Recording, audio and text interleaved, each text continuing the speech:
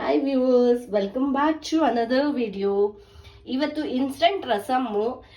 ಈಗ ಗೊತ್ತಿದೆ ಅಲ್ಲ, ವೆದರ್ ಸ್ವಲ್ಪ ಚಿಲ್ ಆಗಿದೆ, ಮಳೆ ಬರೋಂಗೆ ವೆದರ್ ಇದೆ ಅಲ್ವಾ. ಹಾಗಾಗಿ ಬಿಸಿದು ರಸಮ್ಮು, ಇನ್ಸ್ಟಂಟ್ ರಸಮ್ಮು, ಜಾಸ್ತಿ ಇಂಗ್ರೀಡಿಯೆಂಟ್ಸ್ ಇಲ್ಲದೆ ಬೇಗ ಮಾಡಿಕೊಂಡು ತಿನ್ನೋದು ಆಗುತ್ತೆ. ಅದನ್ನ ಯಾವ ಥರ ಮಾಡೋದು ಅಂತ ತೋರಿಸ್ಕೊಡ್ತೀನಿ ಬನ್ನಿ.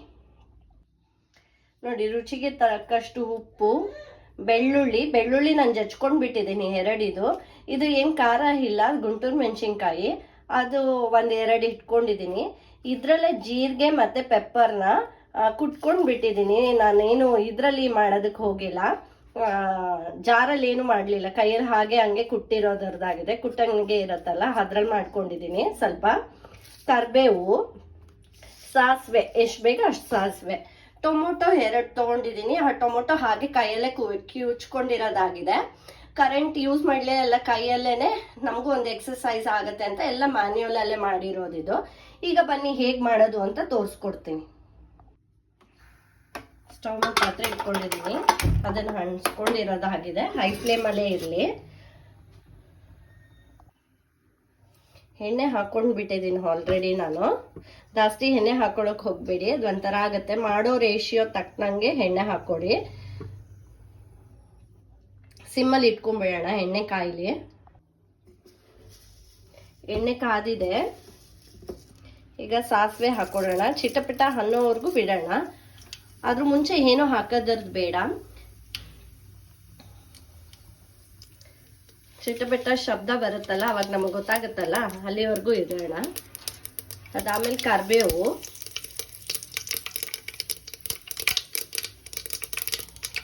ಸಿಮ್ಮಲ್ಲಿ ಬೇಕಂದ್ರೆ ಸಿಮ್ಮಲ್ಲಿ ಇಟ್ಕೊಳ್ಳಿ.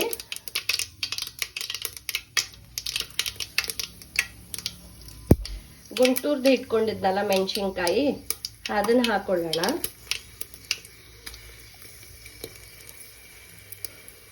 ಅದಾಗಿದ್ದಾಗ ಆಮೇಲೆ ಬೆಳ್ಳುಳ್ಳಿ ಜಜ್ಜಿದ್ರಲ್ಲ, ಅದರದ್ದು ಹಾಕೊಳ್ಳೋದು.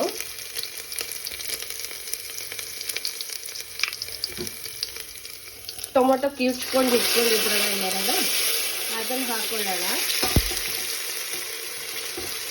ಅದು ಬೇಕಂದ್ರೆ ಇನ್ನು ನೀರಿದೆ ಅಂದರೆ ನೀವು ಇದು ಮಾಡ್ಕೋಬೋದು. ನೀರು ಹಾಕೊಳ್ತೀರಲ್ಲ, ಅದರಲ್ಲೇ ನೀರು ಹಾಕೊಂಡು ಇಲ್ಲಿದ್ದು ಹಾಕೋದಕ್ಕೂ ಯೂಸ್ ಮಾಡ್ಕೋಬೋದಾಗುತ್ತೆ. ನೋಡಿ ಹೇಗೆ ಬೆಂದಿದೆ. 10 ನಿಮಿಷ ನಾನು, ಯಾಕಂದರೆ ಇದನ್ನ ನೋಡಿ 10 ನಿಮಿಷ ಬಿಟ್ಬಿಟ್ಟಿದ್ದೆ, ಯಾಕಂದರೆ ಟೊಮೊಟೊ ಕಿವುಚ್ಕೊಂಡಿರೋದಲ್ವಾ, ಅದಕ್ಕೋಸ್ಕರ ಚೆನ್ನಾಗಿ ಬೇಯಲಿ ಅನ್ನೋದಕ್ಕೋಸ್ಕರ ಹಾಗೆ ಬಿಟ್ಟಿರೋದು ಆಗಿದೆ.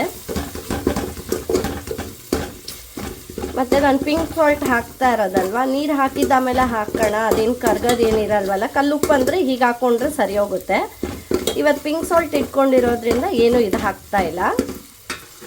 ಇದು ನಾನು ಹೈ ಫ್ಲೇಮಲ್ಲೇ ಇಟ್ಬಿಟ್ಟೆ ಮಾಡ್ತಾ ಇರೋದಾಗಿದೆ.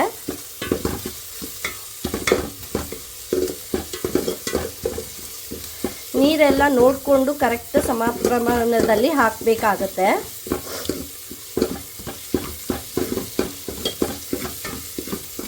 ನೋಡಿ, ಕೈಯೇ ಬಿಟ್ಟಿಲ್ದಂಗೆ ಬಾಡಿಸ್ತಾನೇ ಇರೋದು ಆಗಿದೆ 10 ನಿಮಿಷದವರೆಗೂ.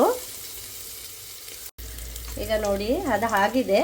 ಈ ಗ್ಲಾಸ್ ಅಳತೆಯಲ್ಲಿ ನಾನು 1.5 ಇಂದ 1.25 ನೀರು ಹಾಕೊಳ್ತೀನಿ.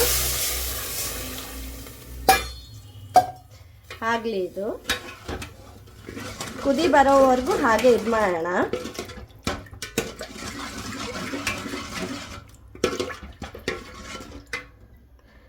ಉಪ್ಪು ಒಂದು ಹಾಕ್ಕೊಳ್ಳೋದು ಆಗುತ್ತೆ. ಮತ್ತು ಇದೂ ಅಷ್ಟೇ, ಎಲ್ಲ ಜಜ್ಜಿ ಇಟ್ಕೊಂಡಿದ್ರಲ್ಲ ಜೀರಿಗೆ ಮೆಣಸು ಎಲ್ಲ, ಅದನ್ನು ಈಗಲೇ ಹಾಕ್ಬಿಡ್ತಾ ಇದ್ದೀನಿ. ಯಾಕಂದರೆ ಆಮೇಲೆ ಕುದಿ ಬರುವಾಗ ಏನಾದರೂ ಬೇಕು ಅಂತ ಅಂದರೆ ನೀರು ಹಾಕ್ಕೊಳ್ಬೋದಲ್ಲ, ಅದಕ್ಕೋಸ್ಕರ. ಕಡಿಮೆ ನೀರು ಆಗಿದೆ ಅಂತ ಅಂದರೆ, ಜಾಸ್ತಿ ಘಾಟು ಮಸಾಲದು ನನಗೆ ಕಾಣಿಸ್ತಿದೆ, ಪೆಪ್ಪರ್ ಜಾಸ್ತಿ ಅಂದರೆ ಅವಾಗ ನೀರು ಹಾಕೋಬೋದಲ್ಲ, ಅದಕ್ಕೆ ಇದನ್ನು ಹೈ ಫ್ಲೇಮಲ್ಲೇ ಇಟ್ಕೊಳ್ತಾ ಇದ್ದೀನಿ. ಯಾಕಂದರೆ ಬೇಗ ಇನ್ಸ್ಟೆಂಟಾಗಿ ಆಗೋದರ್ದಲ್ವ ಇದು ರಸಮ್ಮು. ಇಷ್ಟೇ ಬೇಕಾಗಿರೋ ಇಂಗ್ರೀಡಿಯೆಂಟ್ಸು. ಇದು ಕುದ್ದು ಬಂದಾದ್ಮೇಲೆ ಆಫ್ ಮಾಡೋದು ಅಷ್ಟೇ. ಕುದ್ದು ಬಂದಾದ್ಮೇಲೆ ನೋಡೋಣ ಹೇಗೆ ಅದೆಲ್ಲ ಖಾರ ಎಲ್ಲ ಅಂಟಿರೋದು ಮತ್ತು ನೀರು ಕಡಿಮೆ ಆಯ್ತಾ ಇಲ್ವಾ ಅಂತ ನೋಡೋಣ ಆಮೇಲೆ 10 ನಿಮಿಷ ಆದಮೇಲೆ. ನೋಡಿ ಎಷ್ಟು ಚೆನ್ನಾಗಿ ಕುದ್ದಿದೆ, ಹೇಗೆ ಬಂದಿದೆ. ಇದು ನಾನು ಉಪ್ಪು ಖಾರ ಇದು ಎಲ್ಲ ನೋಡಿದೆ, ಎಲ್ಲ ಕರೆಕ್ಟಾಗಿದೆ. ಹಾಗಾಗಿ ನಮಗೆ ಇದೇನು ಊಟಕ್ಕೆ ಅಲ್ಲೆಲ್ಲ ಮಾಡ್ಕೊಂಡಿರೋದು, ಸುಮ್ಮನೆ ಒಂದೊಂದು ಗ್ಲಾಸಿಗೆ ಬೇಕು ಅಂತ ಅರ್ಜೆಂಟಿಗೆ ಮಾಡ್ಕೊಂಡಿರೋದು. ತುಂಬ ಚೆನ್ನಾಗಿ ಬಂದಿದೆ. ನೀವುಗಳು ಮನೇಲಿ ಟ್ರೈ ಮಾಡಿ ಹೇಗೆ ಬಂದಿದೆ ಅಂತ ನನಗೆ ತಿಳಿಸ್ಕೊಡಿ. ಈ ಮಾಡ್ತಾ ಇರೋ ವಿಡಿಯೋಗಳೆಲ್ಲ ನಿಮ್ಗೆ ಇಷ್ಟ ಆಗಿದ್ರೆ ದಯವಿಟ್ಟು ಒಂದು ಲೈಕ್ ಕೊಡಿ, ಶೇರ್ ಮಾಡಿ, ಸಬ್ಸ್ಕ್ರೈಬ್ ಮಾಡ್ಕೊಳ್ಳಿ. ಇನ್ನು ಯಾರು ಸಬ್ಸ್ಕ್ರೈಬ್ ಮಾಡ್ಕೊಂಡಿಲ್ಲ ದಯವಿಟ್ಟು ಫಸ್ಟ್ ಸಬ್ಸ್ಕ್ರೈಬ್ ಮಾಡ್ಕೊಳ್ಳಿ. ನೀವು ಟ್ರೈ ಮಾಡಿ ಹೇಗೆ ಬಂದಿತ್ತು ಅಂತ ನಂಗೆ ಕಾಮೆಂಟ್ ಮುಖಾಂತರ ತಿಳಿಸಿ. ನೆಕ್ಸ್ಟ್ ವಿಡಿಯೋಲಿ ನಿಮ್ಮನ್ನ ಭೇಟಿ ಹಾಕ್ತೀನಿ. ಅಲ್ಲಿವರೆಗೂ ಸ್ಟೇ ಟ್ಯೂನ್.